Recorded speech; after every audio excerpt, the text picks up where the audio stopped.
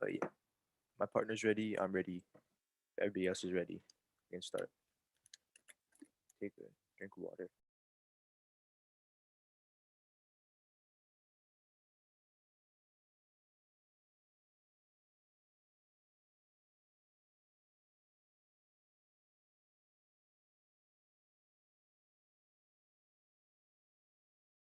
All right,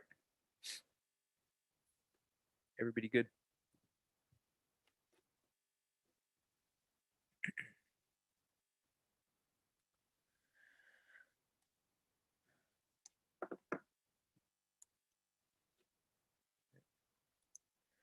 Chelmsford affirms resolve the benefits of the International Monetary Fund outweigh the harms. Our sole contention is cushioning the fall. From World War II to the most recent recession, the IMF has been helping countries who fall into economic crisis by stimulating growth, lifting people out of poverty, and giving economic advice to governments in need. The IMF has provided a helping hand around the world. Today, we will be exploring three different examples throughout history where the IMF has jumped in to cushion the fall of a country.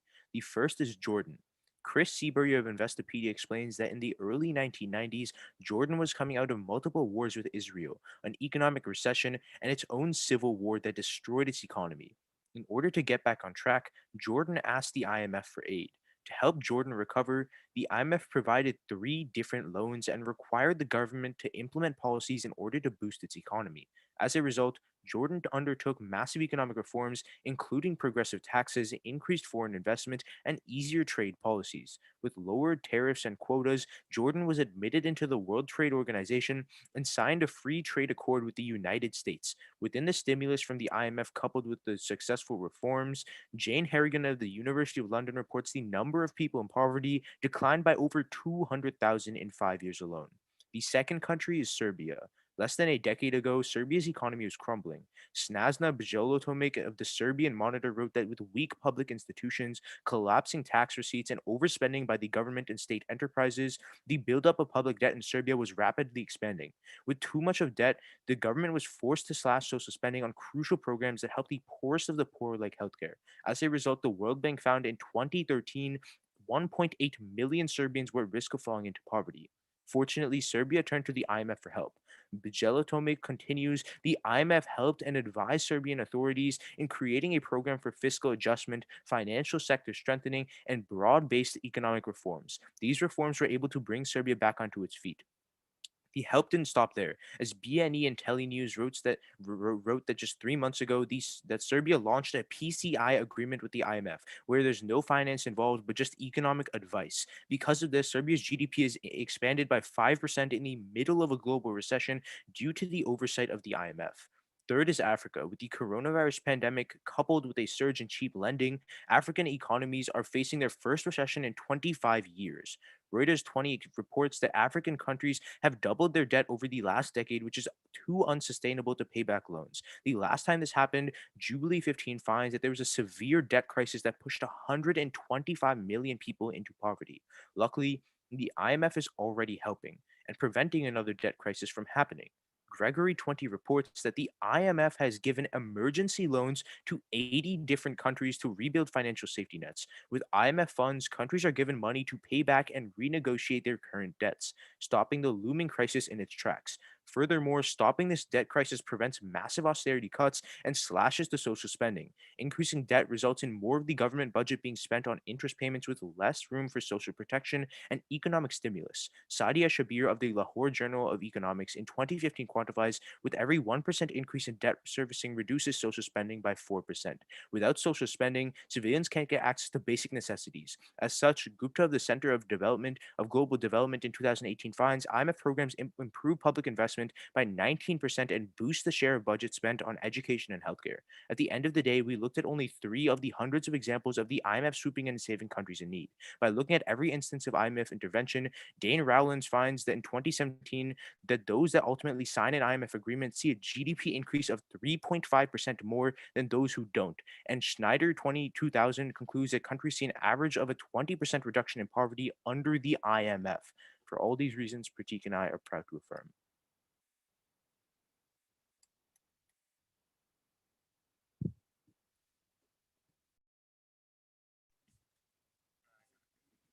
Okay.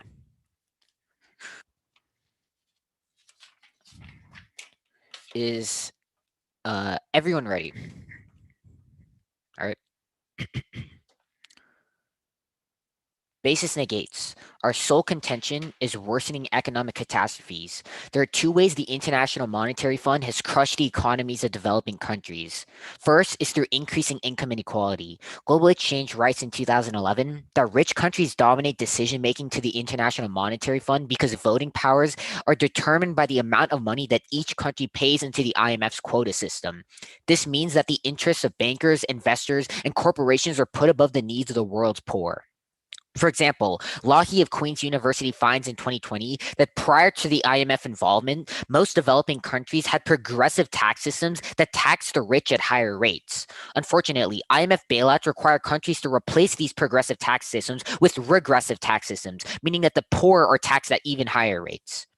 Usually, Damon of the London School of Economics explains that the International Monetary Fund requires the imposition of a value added tax, or VAT, in 90% of their loans. A VAT tax is levied on the price of a product or service at each stage of production, meaning it targets the poor and rich equally. However, this disproportionately affects the poor, as the poor spend far more of their income on basic necessities and consumption goods. Thus, Rusa Victor University finds that a 1% increase in value added taxes increases income inequality by 0.5%. Overall, Lang of the University of Mannheim quantifies in 2020 that IMF involvement increases income inequality in a country by 2%. This is disastrous, as income inequality decreases consumption and as the rich hold onto their money, which is why Letterman of the World Economic Forum quantifies that a 1% increase in income inequality decreases long term economic growth and sustainability by 5%. The second is through austerity measures. Lee of Science Direct finds in 2015 that the IMF provides financial assistance to countries only if they implement tough austerity packages. Global Exchange confirms that the IMF structural adjustment policies, or SAPs, ensure that debt repayments by requiring countries to cut social spending into things like healthcare and education. In fact, Rutherford of Oxfam quantifies in 2020 that 84% of IMF loans push for deep cuts in social services, leaving millions without access to healthcare or income support. Even during the pandemic, Jones of Reuters finds in 2020 that the IMF mandated 80 different countries to implement deep austerity measures. Critically, Ambrose of U Chicago finds in 2020 that the IMF's austerity economics threatens to plunge countries into years of suffering and a new lost decade for development.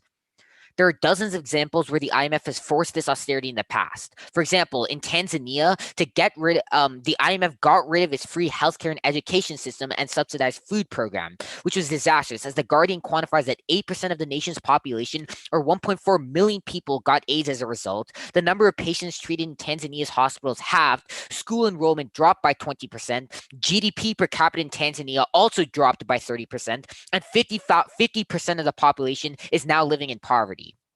In West Africa, Stubbs of the University of Cambridge explains in 2017 that the IMF targeted health investment, cut wages for doctors and nurses, and decentralized health services, which affected hundreds of millions and shot up infant mortality to the highest in the world. Additionally, the IMF cut fertilizer subsidies to farmers, putting millions of farmers out of work, and these farmers couldn't even get an education to find a different job because the IMF also cut education subsidies as well. Thus, Shaw of the University of Michigan finds in 2013 that in Africa, spending on healthcare declined by 50% since IMF programs began, concluding that 500,000 children have died as a result. And Stockler of Oxford quantifies that the health effects of the IMF conditions killed 4 million people. These cuts to social spending also crash economies. For example, in Latin America, Smith of Harvard quantifies that IMF spending cuts led to a 15-year recession, pushing 72 million people into poverty. Which is why overall, Easterly of New York University concludes that IMF loans push 14 million people in addition into poverty every single year. Thus, we negate.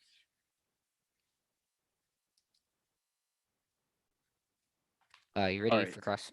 Yeah. Uh, can I have first question? Go for it.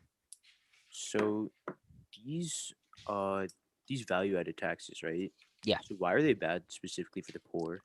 So the way a value added tax works is that it's a tax on consumption based goods. So if you look at the proportion of income for people who generally have less money, they spend more of their income on basic necessities like buying food at like a grocery store, for example, right? So if you start taxing goods, like a sales tax kind of like, if you start taxing goods that the poor people spend most of their income on, it disproportionately hurts poor people compared to rich people who don't have to spend a larger portion of their income on things like groceries or like going to Walgreens and buying like medical supplies and stuff like that. That makes sense. Yeah. All right. All right, cool. Can I take a question? Yeah. Okay. So, in your Jordan example, you say that um, the you say that Jordan joined the World Trade Organization and began like implementing trade agreements with the U.S. and like that helped Jordan's economy, right? So why did Jordan need the International Monetary Fund to join the World Trade Organization? Why couldn't they have just done that without the International Monetary Fund? The warrant for that is because they lowered their tariffs and quotas. They were basically a Who stable lowered what economy. tariffs? Uh, Huh? because you have stimulus from the IMF and you have better economic policies, you can lower tariffs and stuff like that, and you're a more economically stable country. The Wait, so warrant was who lowered tariffs on who? Because like tariffs is like one country puts a tariff on another country, stuff like that, yeah, right? Jordan So like, just lowered tariffs overall on countries. oh, wait, but why? Wait, so the United States has tariffs on like countries like China and stuff, right? So, but we're part of the World Trade Organization. So why are tariffs necessarily a reason We'd why they say that couldn't tariffs have joined the aren't world? very high, and also Jordan was I mean, economically stable. That's why they joined after the IMF came into play. That's why they wait, joined the World Trade Organization. uh. Wait, I thought the point of joining the World Trade Organization was to become economically stable. The whole point of increasing trade and the whole point of joining these trade organizations was to become economically stable. We'd say that you need to be at least sort of economically stable. They were in like a recession. You can't really join the World Trade Organization when you're in a recession. But can I have a question? Okay, sure. All right. So let's talk about your bailouts, right? Sure. Actually, let's talk about austerity. So these countries, why do they go to the IMF? They have no other option. So if they have no other option, they're basically in like recessions, right? And they're losing money. Well, not necessarily they're in recessions, but maybe they could be on the brink of a recession. So if you're in a recession, aren't you going to cut? Actually, no. You know what? I mean, they do have other options. Like, for example, like China has like the Asian Wait, so International yeah, Investment Bank, but yeah, that's like stuff China. like But that. if they have, if these countries like Jordan have other options, why aren't they taking them? Maybe at the time, like for I know as of recently, the AIIB, which is the Chinese bank that's starting to increase loans, that's a pretty recent development that a lot of countries are starting to pursue over the IMF because of the loans and because of the austerity argument that we give. But that's a recent thing. I don't know about your example back in like the 1900s, if like the AIIB was I mean, like it's not very just in the prominent. 1900s. There's also countries going for like loans right now during COVID, but that's cross. Yeah. Pratik, you need some evidence, or I don't think I need any evidence unless you do. can I just see the VAT tax evidence about how it Sure. increases income inequality? Sure. All right. Can I also see the IMF implements VAT tax or like whatever evidence you had on that? Okay. Okay. All right.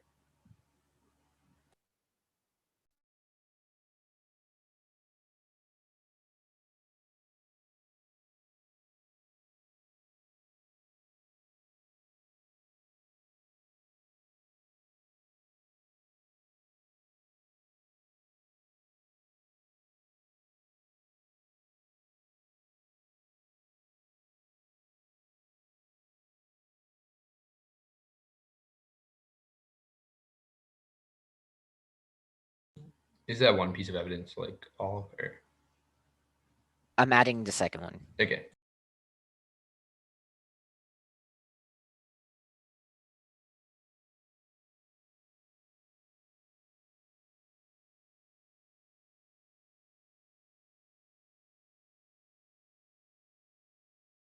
Okay. Everything's in there. There's three cards. Sorry. All right, one sec. On the second card, what part did you read? It's pretty short. It's just that whole section. It's just the quantification of the 1% to 0.5% thing. Okay, that's fine. Let me unmute my partner. Okay, I'll do a thumbs up when we start prep.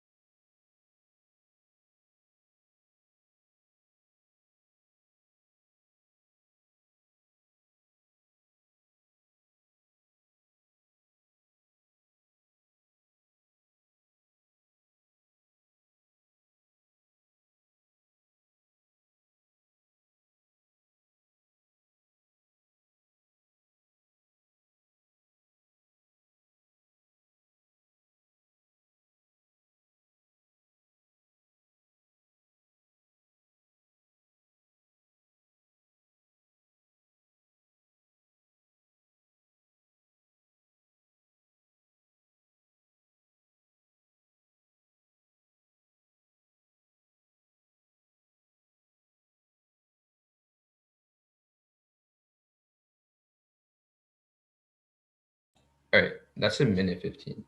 Let me just write that down. All right, cool.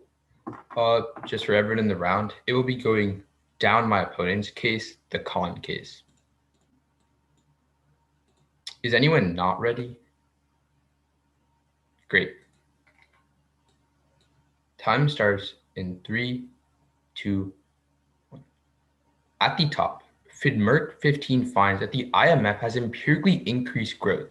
Participation in an IMF program increases the average annual growth by between 0.68 and 0.82%. We're going to prefer our study because first it takes data of 213 countries over 38 years. Second, previous literature has found a negative effect of IMF loans on economic growth because countries seek IMF help. But for the most part, they're already in economic problems. That's why those studies are actually really flawed. But then on their first argument about income inequality, this is very important. Their evidence about how the IMF is not doing progressive taxation is from 2008. But in 2020, CNBC reports that the chief of the IMF literally called that they will be increasing taxes on the rich to help back against income inequality because they know about the issue. The IMF is aware of this and knows that income inequality is bad. So 12 years after our opponent's evidence, they are solving back for it right now. But then Oder Benedict 13 finds the IMF programs are found to have a gross and net income inequality decreasing effect. Although there might exist undesirable impacts in the short run, greater benefits to the poor are expected in the long run. And during the COVID pandemic, they've been following the progressive taxation with the loans that they've been giving. But then on the value added taxes, LDC are actually undertaxed and need more revenue, as Cunningham 15 finds that the richer the country that belong to the OECD collect about 33% of their GDP in taxes, or a bit less if you discount Social Security contributions, while low-income countries only collect 12%. But then the IMF is actually switching away from VAT taxes, as the IMF director confirms that progressive taxation is a key component of effective fiscal policy. At the top of the income distribution, our research shows that marginal tax rates can be raised without sacrificing economic growth. But then, even if you don't buy that, OECD 18 finds that 166 countries operate a VAT tax, twice as many as 25 years ago. So every country would have gone to VAT tax no matter what. But then, so Liha 16 finds that even if our opponents somehow win that VAT taxes still exist, they find that a 1% increase in VAT taxes will result in a 4.6% increase in economic growth because you have more money. But then on austerity, the countries that are coming to the IMF are already in a recession and are already in trouble. If they're going to the IMF, they don't have enough money to have super good healthcare spending, super good education, and etc. They're always going to have to cut social spending. So even though our opponents make it sound like the IMF is forcing these countries to cut funding towards education and healthcare, and etc., these countries were already in a very bad economic state. They were going to do it either way. But then these measures are actually very good, and the alternative is worse, as Weiss 16 finds that public austerity is a necessary condition for private flourishing and a rapid recovery, such as a stimulus program. But then the IMF 21 finds that it actually makes countries more stable. The IMF advises member countries on economic and financial policies that promote stability, reduce vulnerability to crises. Promoting economic stability is a matter of avoiding economic and financial crises, large swings in economic activity, and high inflation and excessive volatility. But then Rickard 19 finds that only 25% of IMF programs actually do the severe austerity cuts. But then Turner as Fur 13 finds that lower spending can bring debt under control and promote investment. Structural reform can increase long-run growth. On healthcare, Clemens 21 finds that an analysis based on the most comprehensive data set assembled for this purpose, covering over 20 years of 140 countries, they found that IMF programs like the SAPs that our opponents talk about actually increase education by 3/4 of a percentage point and healthcare by 1%. Their study ignores the economic situation of countries borrowing from the IMF. They nearly always face severe economic disruption. They would have had these cuts either way. That's why they find you can turn it, because in the long run, poor countries saw greater increases in healthcare spending after help with the IMF. Then on agriculture, turn it as India 21 find that taxes actually raise the potential for farmers to sell their goods and get more money.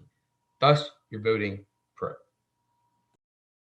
Okay. Can you put the rhetoric of the third response that you read on austerity in the doc? I just didn't catch it. Wait, what was the third response? It was the one that's after the IMF, it was the one that's after austerity is good for the private sector.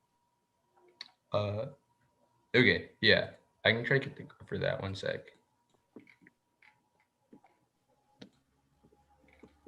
Cool. Thank you. Yeah, no problem.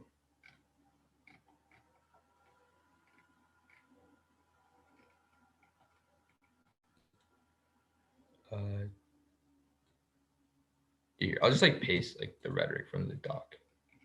Where's our section? Okay. Let me know if you need more though.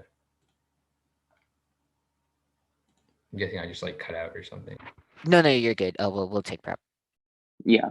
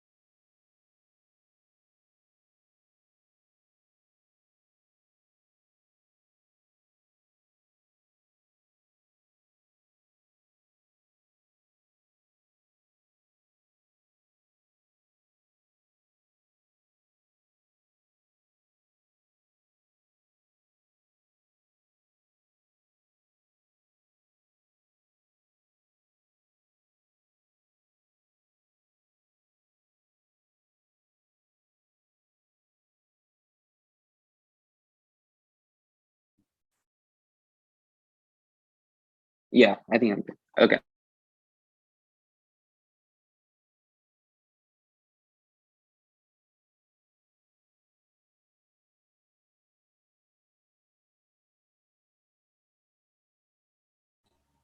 Are you just taking prep or? Is it me who can't hear him, or I can't hear him either. no one can hear you? Wait, you can't hear me? Oh, now we can. Now I can Now hear we you. Yeah. Okay. Huh, it says my internet says too. Okay, hopefully it recovers. All right. The first response my opponents give on our case is that the IMF increases economic growth.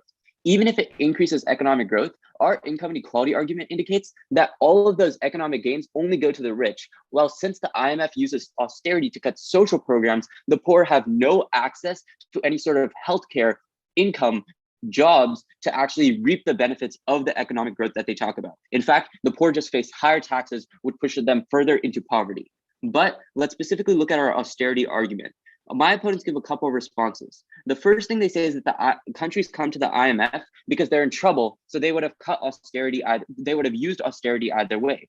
The first issue is that countries use social spending to get out of recessions. They know that if they increase social spending, benefit their civilians, then civilians get lifted out of poverty and become more productive in the economy. So that way they can increase economic growth and get out of recessions, which is why countries will never cut social spending during times of recessions. But second, due to the IMF's extreme nature, they always require more austerity than is necessary, which is why even though there might have been some cuts to austerity absent the IMF takes it to an extreme and strips the poor of any type of social safety net. The second thing they say is that social safety cuts are good for the private sector. However, social programs also include things like business aid. So if the private sector no longer has aid to them and there's no small businesses, then that further destroys the domestic sector, decreasing manufacturing and overall decreasing production, worsening economic growth. Finally, my opponents say that only 25% of countries saw severe cuts. However, our evidence indicates that the IMF encourages every single country to implement austerity measures, which is why even during the COVID pandemic,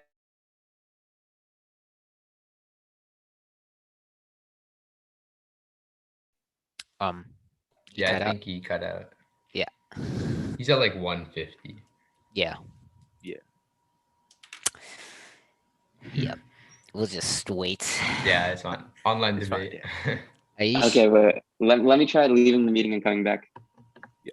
Okay.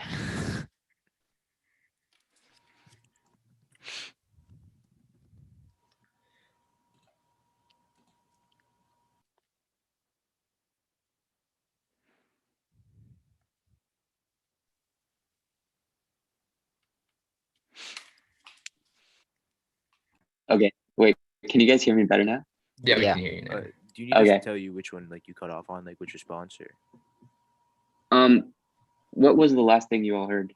I heard something about 25%. Like, you were on the 25% response. You said they were just Yeah. encouraging it. And Yeah. then Okay, yeah, I can You, start there. you finished the response of like the 80 countries during the pandemic, and yes. Yeah. you cut out at Okay, cool. 150. And you're at like All right. 150. Yeah. Yeah. So okay, sounds good. Yeah. With that, let's get to my opponent's case. Their only argument is that the IMF helps countries in crises, but there are a few ways that the IMF worsens the economic situations of countries. The first is the moral hazard. Heffler 98 of the Brookings Institute explains that countries pursue fiscally irresponsible policies, knowing the IMF will bail them out whenever they face a crisis. For example, Greece spent billions on the Olympics and went bankrupt. For this reason, Heffler concludes that the IMF is the root cause of 100 banking crises from 1983 to 1999, which Meltzer 99 quantifies the GDP dropped by 25% for half the countries. Global Exchange quantifies that just 3 of these banking crises pushed 200 million into poverty. The second is privatization. The Bretton Woods Project 18 explains that the IMF forces countries to privatize or turn government-owned corporations into privately owned companies. In Ghana, water privatization meant consumers had to pay for the full price of operation and maintenance of water utilities rather than sharing the cost with the government, decreasing access. Amanthus 12 quantifies that this increased prices 95%, leaving 6 million in Ghana without water. With that, let's analyze each of their 3 examples where the IMF has succeeded. The first they give is Jordan, but Stiglitz 02 explains that the reason Jordan was successful was because when the IMF tried to get King Hussein of Jordan to abolish food subsidies, the king refused to do so because he understood his people's needs. This meant that Jordan was successful because they did not listen to IMF advice. If they did, millions of people in Jordan would starve as they wouldn't be able to afford basic goods. Their second example is Serbia, but the story here is similar to Jordan. ECAT News explains that Serbia refused to implement the energy and pension system reforms that the IMF wanted them to do. My opponents themselves say Serbia is doing very well economically at the moment, which means, again, Serbia was successful because it did not listen to the IMF. Their third example is Africa, but based on the examples we give in case, it is evident the IMF has failed drastically in Africa. We give the example of Tanzania, where millions of people were pushed into poverty, millions got diseases, and school enrollment crashed. Additionally, the evidence from the University of Cambridge indicates that in West Africa, the IMF destroyed the healthcare sector, cutting off access to hundreds of millions and spiking infant mortality. They can only give you 3 positive examples, but overall, it is evident that the IMF has crushed the development of developing countries, pushing millions into poverty and killing hundreds of thousands. Thus, we negate. Right. You give for cross? Yeah. Cool. Can I take first question since we spoke first? Yeah. Awesome. I'll start time in 3, 2, 1. So let's look at austerity measures, right? You say that like when countries need economic growth, they increase their social spending, right? No. It's not that they increase the social spending. It's that they know social spending can help them get out of recession, so they keep it constant. Okay, sorry. So they increase social spending to increase economic growth, or like they know that like it helps with that, Or right? they keep it constant. They definitely don't. Okay. Yeah. So these countries that are going to the IMF, right? Like they're not like they haven't seen like large increases in economic growth. They're not like super rich. They're like almost about to have like a debt breakdown and all that stuff, right? Like That's fair. that's why they're going to the IMF. Okay. So if they're like about to go into a recession, they're losing a lot of money. How do they like have the capabilities to like keep their social spending as high as it was prior to when they were in that like situation? They can cut from other sectors of the government budget, right? For example, the military. During times of economic recession, countries obviously aren't going to enter into war, so they might decrease military spending temporarily so that they can keep their social programs alive, keep their citizens well fed, make sure their citizens have access to water, other basic necessities. Okay, great. But You can take a question. I'm going to take a Sorry. question now. Yeah, you can take a question. Cool. So let's talk about your example in Africa. So your evidence indicates that the last time Africa had a debt crisis, 125 million people were pushed into poverty. But the IMF intervened in that. So even when the IMF intervened, if 125 million people were still pushed into poverty, then how is the IMF doing any good to Africa? Okay, so a couple of things. First, our like argument isn't that like the IMF helped in that situation and like did good or something. Our argument is that right now these African countries are on the verge of another debt crisis, which is why like history could repeat itself, and the IMF is stepping in to help right now. Second, that response was not made in rebuttal. But then No. third, like even if the IMF hold on. was like there at the time, we would say that it would have been much worse without the IMF because you So don't how have much anyone worse would like it have helping. been? I mean, we don't know because the IMF was there. Like it would obviously be worse because there wouldn't be any help. I'm just asking, right? Because if 125 million people were pushed into poverty, even with the IMF helping, that's obviously like a huge number, 125 million people. Yeah. So But what benefit did the IMF do? We're saying that, I mean, our argument is that right now, like they're on the verge of following it. Like, right. Yeah. And I'm asking about your historical example because you say that in the past, in the 1980s, there was the same debt crisis in Africa. The IMF intervened in that debt crisis. We never said the IMF intervened, and you never said that in rebuttal. I mean, this is crossfire, so like you can't like you didn't. So I'm just asking you a question about an empiric, but that's fine. You can take the question. I mean, yeah, again, like I said, like it's scalar. It would have been much worse without the IMF at the time. But then we don't know your impact, right? Because we don't know how much worse it would have been. What our impact is saving another like millions of people from falling into poverty right now, and that's happening because that's not like they're not falling into poverty because the IMF is in place right now helping with like bailing them out. What? What do you mean? So how many millions of people? 5 million? 125 million people again. Like I don't like what? Okay, that's fine. I don't think we're over time. Yeah. Arjun, do you need any cards? Can I see the Stiglitz evidence? The king refused to abolish food. Can I see the news evidence you read on Serbia? They didn't do the energy and pension reforms. Okay. Yeah, I think that should be all.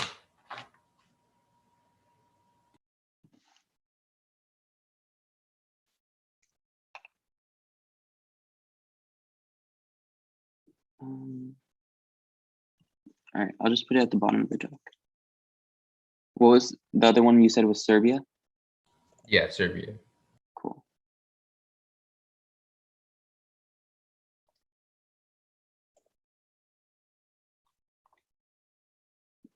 Okay, both are in the doc. Let me open up the doc. Is it just whatever is like in bold? Yeah, that's why it's in bold. Yeah. Okay, wait. Sorry. I was looking at like the top because I thought you said top. No worries. Yeah, never mind. Real quick, the website is like, oh wait, no, it's fine. I'm good. Okay, I'll do a thumbs up when we start. Crap. Let me just unmute my partner. Okay.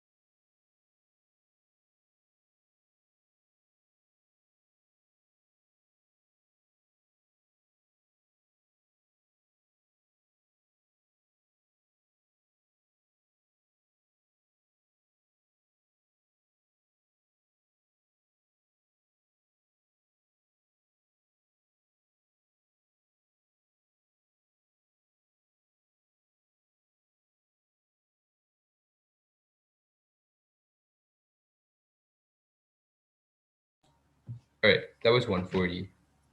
All right, it's gonna go our case and then their case. Is everybody ready?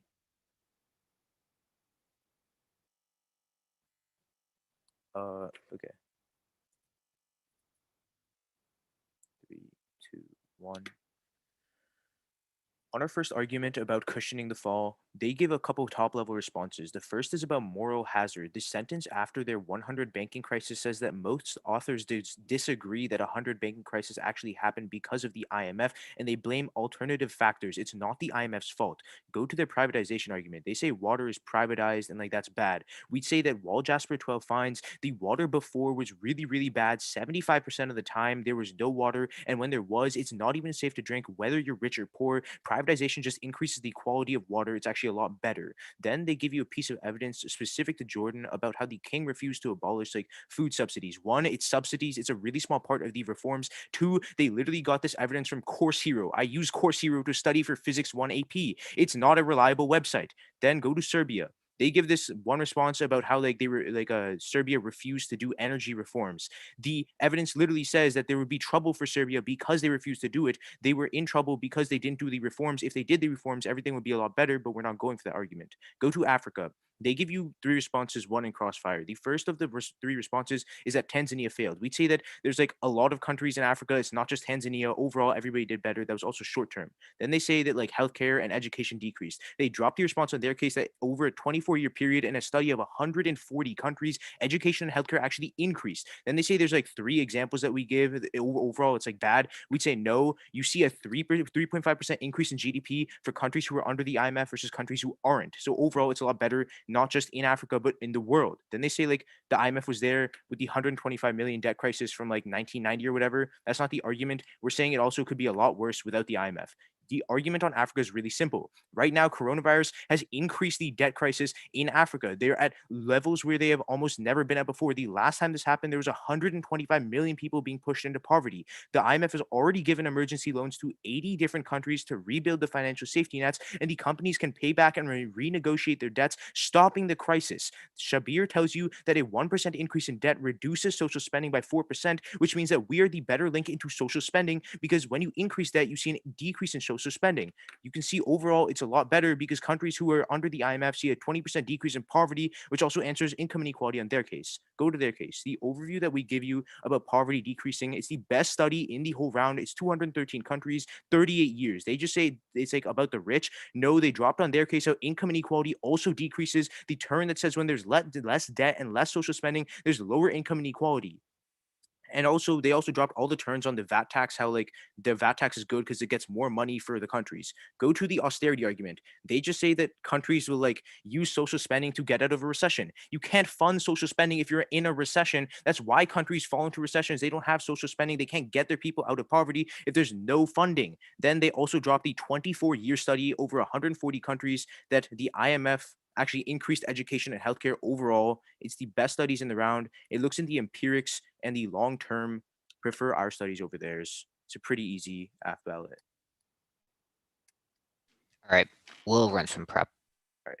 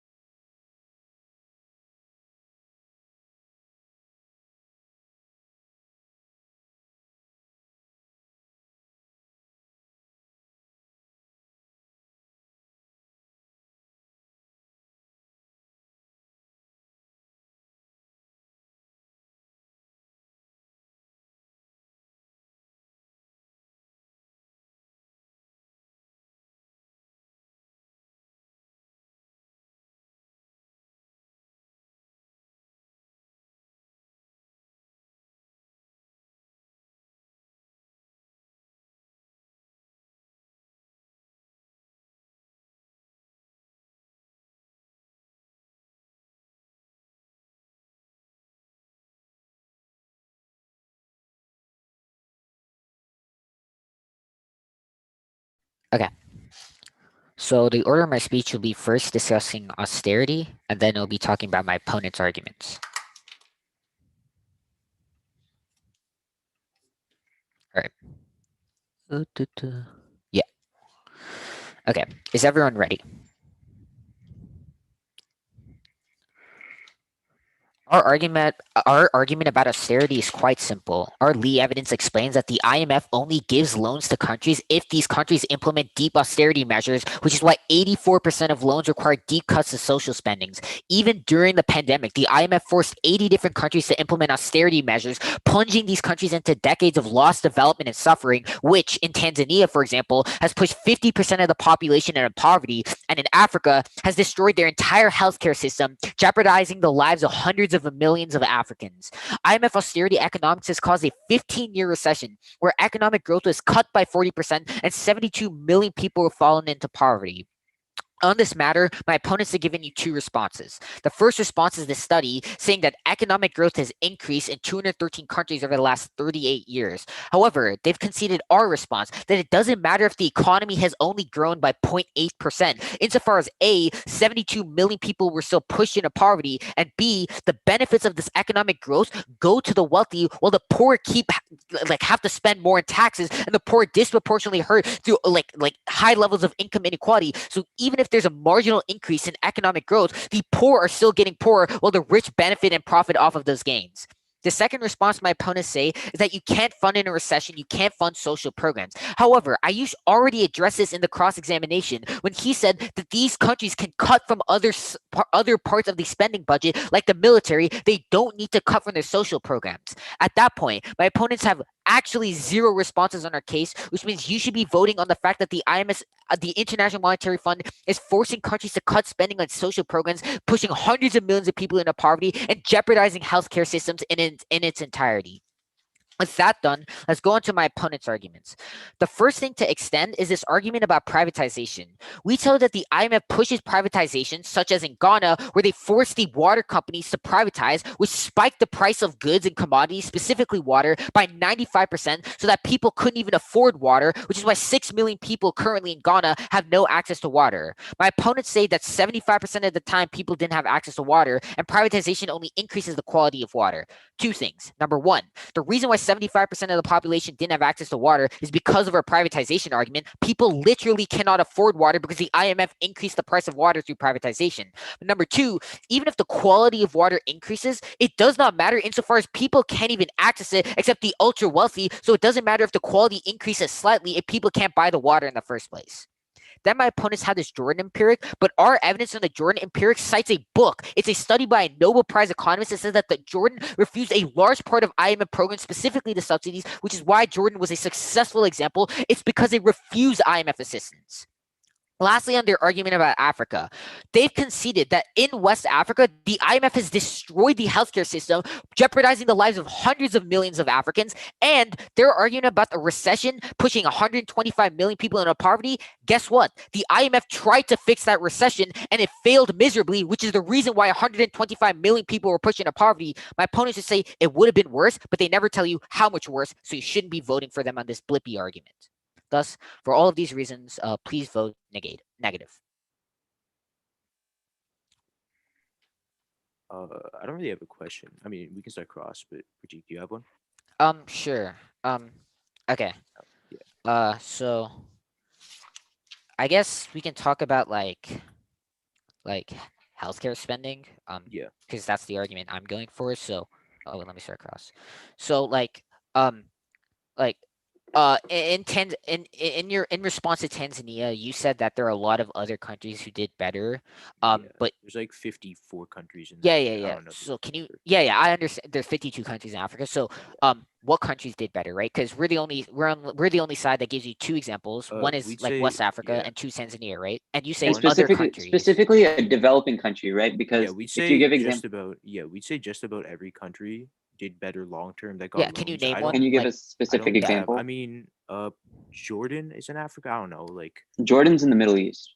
Okay, Yeah. I'm not that good I don't geography. think it's just Africa. I think it's Yeah. just like a meta study. No, Like, no, but Yeah. I'm talking about your response to our argument about Africa, because your argument, you specifically cite your argument as it helped Africa, but you're not giving me any Yeah. specific countries as wait, what it which helped. response? We read like multiple terms on austerity cuts being good. Yeah. I'm not talking about my case. I'm talking about on your case when you say Yeah. Africa and you say that the IMF has helped Africa. Well, I'm asking what countries have been I helped. mean, our Because evidence doesn't really list off like 30 different countries because there's no point in doing that. They just say like there's a in point, West right? Africa. I mean, There's a point nobody really because wants to type analyzing off specific. 30 different countries. They just look at like all the Can you countries just in give West one Africa in country in total. Africa Wait, where I just an IMF yeah. loan has been successful?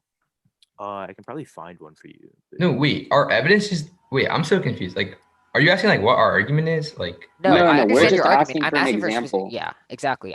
We just want a specific example, right? Because we're giving you counter examples that are specific. We give you Tanzania and we give you the entirety of okay, West yeah, Africa yeah, as examples of how the IMF has failed miserably, right? So yeah. we're asking for So you to give us examples. yeah, so like the one in our case just specifically talks about like 80 countries that are getting help right now, like Okay. amidst like almost yeah, like them yeah. almost So going into like a debt. so like again, like Yeah. that's I I'm don't know that asking I don't know all the 80 because like countries. Like you yeah, I don't yourself know all said the that 80 like countries. Africa only has 52 Yeah, but countries, it's like right? So yeah, okay.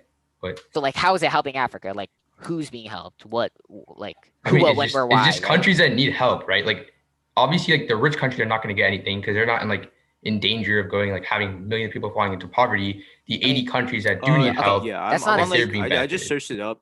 Cameroon was one of them. okay, Ghana. and okay, so okay, Ghana. Well, in we Ghana, yeah. You just say Ghana's not a Ghana's great bad example. in terms of water, but we'd say like Yeah. again. We already Ghana- frontlined that, responses- like yeah. you didn't I mean, even water answer is the pretty front line. important, right? Like, You didn't well, even you- front Yeah, line water the is but bad. I did we'd say res- we I get did two respond responses: to yours. prices decrease and the water's better quality because it's literally undrinkable before Wait, privatization. you said that those were quality, and then the first response was that like 75% of people didn't have access to that water was in the one first response. place. That was I think Oh, I so forget the card. It the was same thing something- with Cameroon. So apparently the reason that Cameroon succeeded was because it did not listen to the IMF. It formulated its own plan and then used that. I mean, if we anything, we're say just seeing okay, a trend, right? We Like say in all. Yeah, we say sorry. those are suggestions, and the things that you're doing, you're giving like one thing. Like the food subsidies is one part of a big plan. Like the IMF isn't just like there's one thing you need to do and it's abolish food subsidies. There's like a whole like conglomerate of like different plans that they have. know. So Not what's following one another thing thing that isn't they going to made? What's another thing that they made is cut or like not military Jordan spending do? or something. Cut like I don't know. There's a bunch of different social spendings. Like in America, we have like I don't know 100 or something. Yeah, social exactly, spending exactly, things. Like there's a exactly. lot of things. Yeah, that's what we're trying to say, and I just like to point out like the trend, right? Like in every single example you've cited, Yeah, but we'd also we've say always come up with you counter dropped examples yeah showing you've dropped the best study looking at Hold up, healthcare and really education in quickly, around real- 24 years. really 140 quickly, countries. Yeah, really yeah. quickly. Just go on, spit. And yeah, just you interrupted me. So Yeah. and every single example you've given, right? We show you the trend that all the countries that have successes have rejected at least some form of IMF policies. That's what Yeah, we're like trying one to small highlight. thing, but it's fine. I think we have like what 10 seconds of prep left. Just take that real quick. Let me not deafen. Okay. I'll do a thumbs up.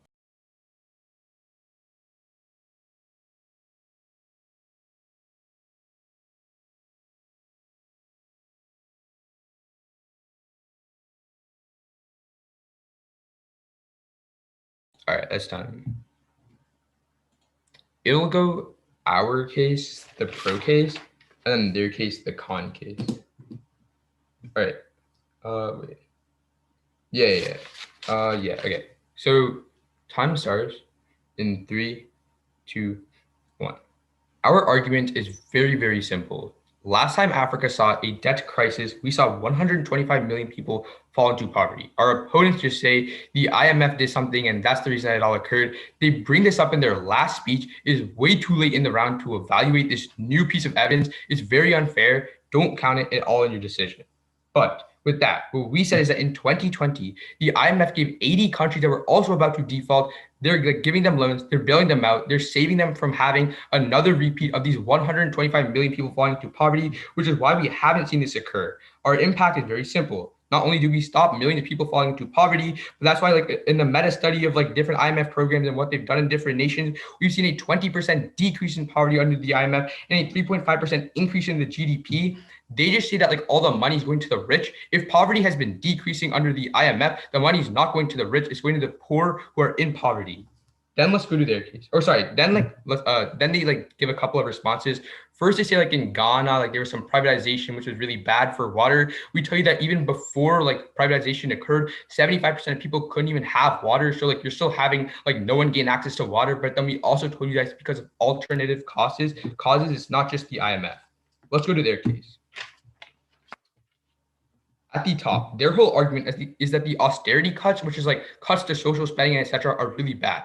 Remember, Judge, what we've been telling you over and over and over again. If a country is going to the IMF, they're already like have a really bad economic crisis. They're going to do austerity cuts no matter what. They will see a decrease in stuff no matter what. But then we tell you that a meta study of 140 countries that gained like help from the IMF when they saw austerity cuts in the long run because the economy increased, they saw increases in healthcare and increases in education. Their Tanzania example is very small. We tell you that again, in the long run, you see so much stuff increase. But then they also talk about like how like the money like decreases for people and like all these different countries like rejected IMF stuff. That was very small. It was only like only food or like only military, but like overall the IMF did like a lot of stuff.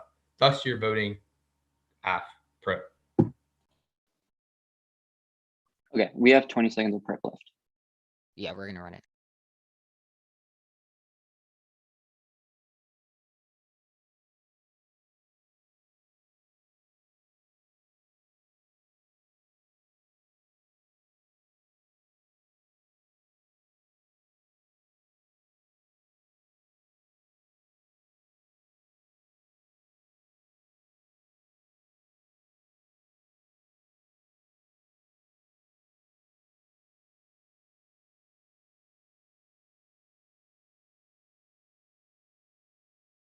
So the order of the speech is going to start off on my opponent's arguments, and then it's going to go over to our arguments.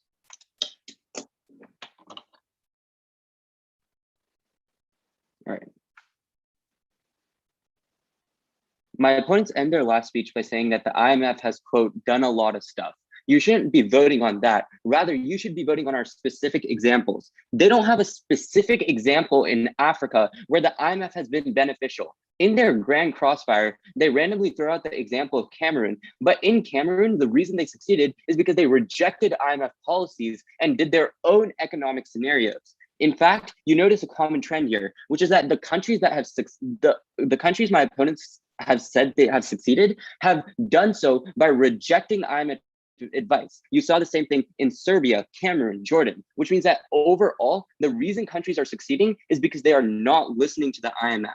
In fact, we give you the examples where countries have listened to the IMF and then have failed miserably. We talk about West Africa, where the IMF forced them to cut healthcare spending, risking hundreds of millions of lives because people didn't have healthcare to go and see a doctor. We give the example of Tanzania, where millions of people got infectious diseases such as AIDS, and 50% of the population fell into poverty, which means that even though they talk about how the last African debt crisis pushed 125 million people into poverty, the reason it did so is because the IMF tried to get involved and it failed miserably, which means the only place you should be voting in today's round is on our argument about austerity. We argue that the IMF forces the governments to cut social spending and investments into basic services such as healthcare and education. It's doing this even in the midst of a pandemic. In fact, it did it in Tanzania and West Africa. Overall, we say that the IMF austerity has caused a 15-year recession that pushes 70 million people into poverty and jeopardizes healthcare systems.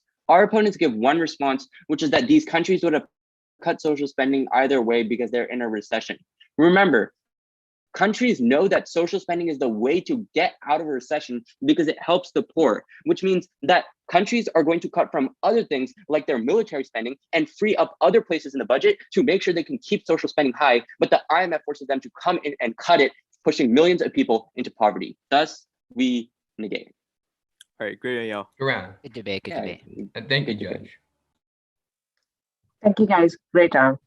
Good luck. All right. Thank you for judging. All right, take And care. good luck to you on future routes. Thank you for judging. Good luck, y'all.